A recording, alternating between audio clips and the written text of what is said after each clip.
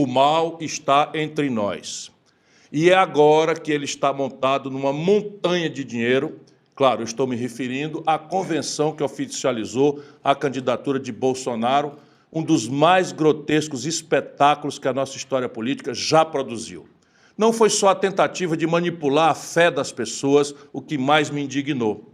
Foram as mentiras grosseiras, o negacionismo, o cinismo e, claro, as novas ameaças à democracia, que agora vieram acompanhadas de, vejam só, efeitos sonoros, para deixar tudo com clima de filme de terror. Solta o vídeo aí, diretor.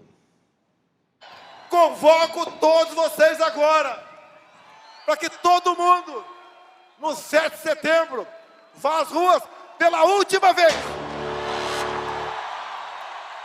Vamos às ruas pela última vez. Estes poucos surdos de capa preta têm que entender o que é a voz do povo. Tem que entender que quem faz as leis é o Poder Executivo e o Legislativo. Bom, agora vamos falar das mentiras. Vocês viram aí a aberração, né? O Bolsonaro, claramente ensaiado, a última vez que vai todo mundo no 7 de setembro. Ele está falando em golpe. Claro que a verdade aí é para distrair a gente da inflação, para distrair a gente que o salário mínimo tem o pior poder de compra das Américas, só pede para dar a Venezuela, para a corrupção generalizada do seu governo, né, envolvendo sua família, seus filhos bandidos, tudo isso. Mas agora vamos falar das mentiras que o Bolsonaro disse nessa convenção. Elas foram tantas e tão grotescas que daria para passar a live inteira fazendo reacts, o que, claro, não é o caso. Ninguém aqui tem estômago para tanto, mas duas dessas mentiras, olha, desculpe, mas não dá para deixar passar, porque escancaram o cinismo desse personagem. A primeira é essa aqui, quando ele, ao lado da ministra Tereza Cristina, ignora completamente a existência da fome no Brasil. Fome que atinge hoje totalmente 33 milhões de pessoas e que atinge 108 milhões de brasileiros que não fazem 3 refeições. Neste país que ele ignora, apenas uma de cada 4 crianças, fazem as 3 refeições. Solta o vídeo aí, diretor. Essa pequena grande mulher, com os fertilizantes, garantiu a nossa segurança alimentar, bem como a segurança alimentar de mais de 1 bilhão de pessoas pelo mundo. Olha o jeitão que ele se dirige à ministra, é sempre um jeito assim, né, exótico, a pequena, grande mulher. Mas mais de 125 milhões, eu falei aqui em 108, o número oficial, 125 milhões de brasileiros convivem hoje com algum tipo de insegurança alimentar, que é comer muito menos do que o necessário, ou não se quer saber se haverá comida amanhã, no dia seguinte. Agora vou repetir, 33 milhões e 100 mil brasileiros passam fome, completamente. Apenas uma em cada 4 crianças, meu irmão, não deixa uma pedra tomar o lugar do teu coração, apenas uma em cada 4 crianças brasileiras consegue fazer as 3 refeições diárias. Não satisfeito, Bolsonaro ainda teve a cara de pau de negar a corrupção no seu governo. Aí, realmente, os céus tremeram e qualquer brasileiro consciente deve ter ficado com a boca aberta. Pode rodar, diretor. Temos o zelo com a coisa pública. Não tem jeitinho no nosso governo. 3 anos e meio, sem corrupção. São palhaços. Se aparecer, vamos colaborar nas investigações. Tipo assim, né, tirar o COAF do Ministério da Fazenda, tipo assim, interferir nas investigações da Polícia Federal, qualquer investigação, o delegado é demitido, o superintendente transferido e tal. Bolsonaro, toma vergonha na cara. No máximo, você poderia dizer que o seu governo é menos corrupto do que o do Lula, porque aí nós entraríamos num terreno completamente subjetivo sobre qual governo roubou mais. Mas dizer que não tem jeitinho no seu governo, que são 3 anos e meio sem corrupção, espera lá, né, Bolsonaro? E o escândalo da compra das vacinas? E o escândalo das barras de ouro no Ministério da Educação? E a compra dos kits de informática para as escolas que não tem sequer água nem luz, que eu denunciei aqui? E o orçamento secreto, Bolsonaro, é um negócio absolutamente escandaloso. Agora acabaram de pegar essa montanha de dinheiro aí, essa mala de dinheiro que a Polícia Federal descobriu na casa de um diretor de uma empresa que negociava contratos com a Codevasp. Todo mundo sabe da ladroeira na Petrobras, da venda subfaturada da Abreu e Lima, da venda subfaturada dos gasodutos e oleodutos, da escandalosa venda dos 3 bilhões de ativos do Banco do Brasil por 300 milhões para o BTG, da compra de uma casa de 6 milhões de reais pelo teu filho Flávio Bolsonaro, tudo isso abafando, controlando, etc, etc. Bom, tá certo que essa mala aí não se compara com aquelas malas do Gedel, amigão do Lula. Amigo, já estão juntos de novo na Bahia. Aquela mala do Gedel era 51 milhões de reais.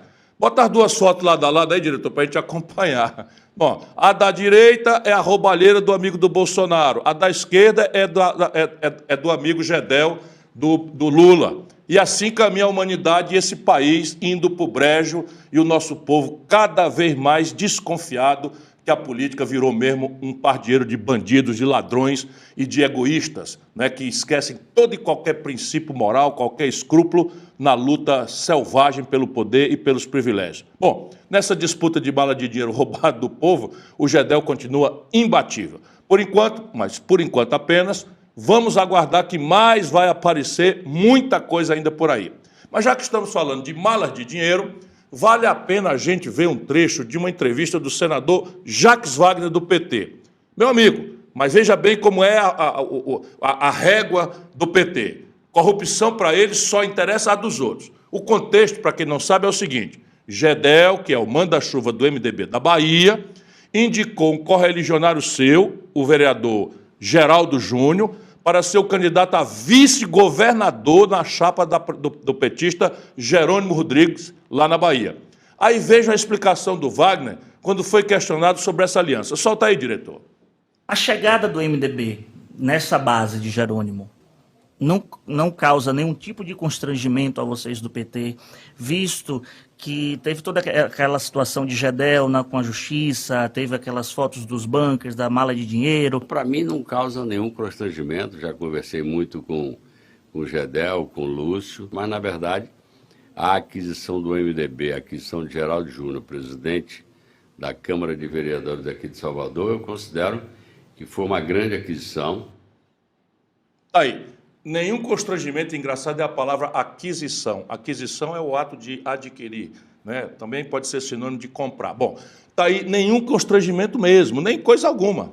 Na cabeça do PT, fazer aliança com alguém que escondia malas com 51 milhões de reais do povo brasileiro é a coisa mais normal do mundo.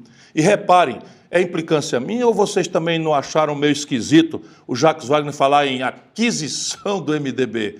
Até onde eu sei, aquisição é um termo usado para definir a compra de alguma coisa. Bom, para não me acusar mais de ser maldoso, eu deixo a explicação para os estudiosos em línguas portuguesas, ou do Brasil ou de Portugal, quem sabe os especialistas em atos falhos. Seja como for, é por essas e outras que o Bolsonaro até poderia se sentir autorizado a dizer que faz um governo menos desonesto do que o do Lula. Mas daí a falar que não tem corrupção no governo dele, Bolsonaro, vai uma distância maior do que a que existe entre o meu Guarani de Sobral e o Real Madrid.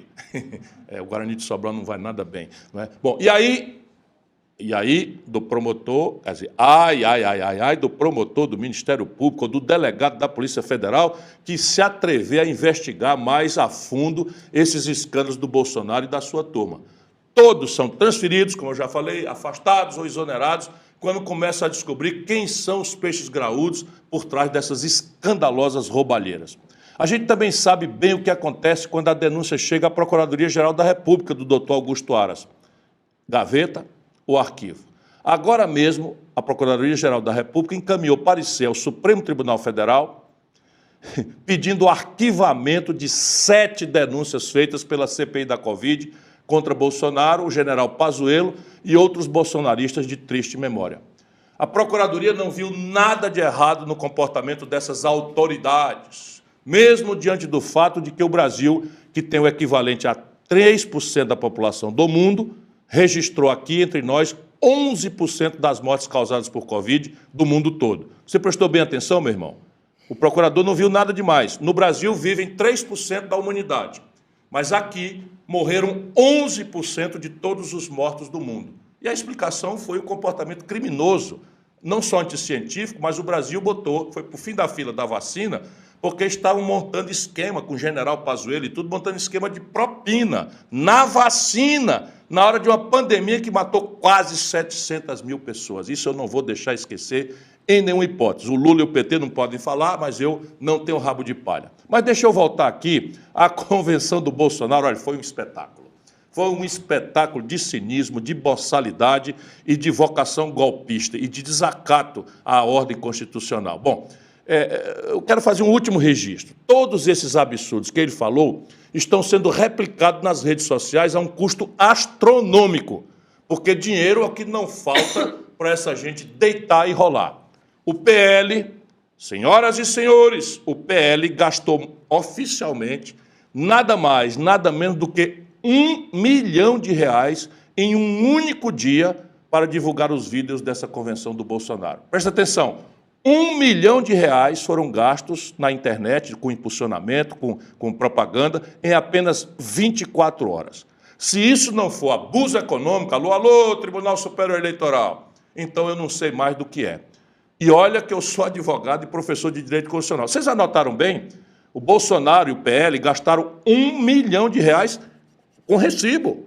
Fora aquilo que a gente sabe que eles fazem aí na clandestinidade, nos gabinetes do ódio, R$1 milhão em 24 horas, impulsionando, ou seja, pagando audiência, comprando audiência na internet para espalhar essa montanha de mentira e de aberração que nós havíamos aqui, apenas uma pequena amostra. Bom, mas vamos lá. Como sou o único candidato antissistema nessa eleição, eu não vou me deixar intimidar por essa dinheirama que abastece o Bolsonaro e o Lula, mesmo que isso crie um desequilíbrio total à disputa eleitoral. Os debates seriam uma forma mínima de equilibrar as coisas, porque ali os candidatos não podem se esconder atrás da montanha de dinheiro, nem de bolhas de militantes fanatizados. Mas, infelizmente, até isso no nosso Brasil está ameaçado. Ontem, olha, eu estou envergonhado, eu fiz uma aposta tão grande, não é? Enfim, mas vamos lá. Ontem a CNN Brasil anunciou que suspendeu o debate programado para o próximo dia 6. Motivo? A não confirmação de presença de Lula e de Bolsonaro. Para mim será uma grande decepção, grande mesmo, se a CNN Brasil, que nasceu aqui com o propósito de ser plural, quantas vezes eu já elogiei, e parece que eu mordi a língua. Nasceu a CNN aqui com toda a ideia de ser plural, de deixar... Quer dizer, como é que agora a CNN, que quer ser uma emissora respeitada, vai deixar o seu público sem um debate?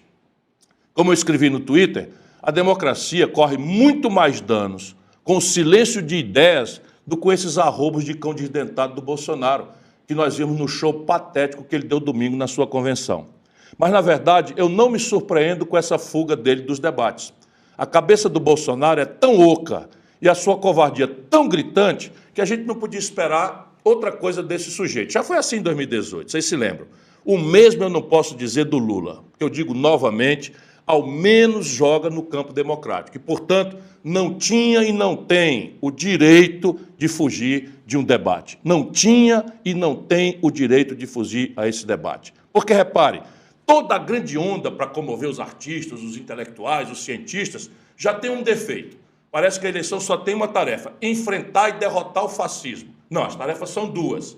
Enfrentar e derrotar o fascismo é uma tarefa grave e urgente, que eu estou nela todos os dias. Porém, a mais grave tarefa, uma vez derrotado o fascismo, é construir uma saída para essa mais profunda crise econômica que foi produzida pelo modelo econômico que o Lula promete que vai manter. E só um debate vai esclarecer isso. Só um debate vai nos permitir estabelecer uma cumplicidade entre os candidatos, que o povo preferir livremente, e as propostas que eles fazem. Porque se nós deixarmos assim, sem debater nada, como é que vai ser jogado o jogo da política? No conchavo. Ô, meu irmão, não deixe isso acontecer. A minha turma boa até resgatou um vídeo de 1900 e... Quando foi, meu Deus? 98. 88. Não, 98. Quando eu fui candidato, em que aparecemos eu e o Lula. Em 98, o Fernando Henrique fez a mesma coisa. O Fernando Henrique sumiu, não quis fazer debate.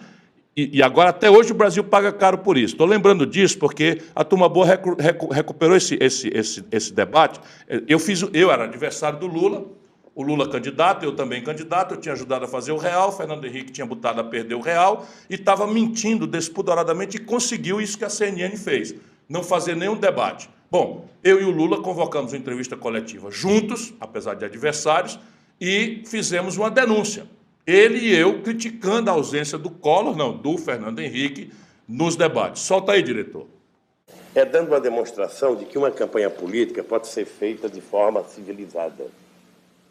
De que o debate, muito menos para você saber quem ganha ou quem perde, é para você permitir que a sociedade possa fazer juízos de valores sobre as coisas que ela está ouvindo ou assistindo.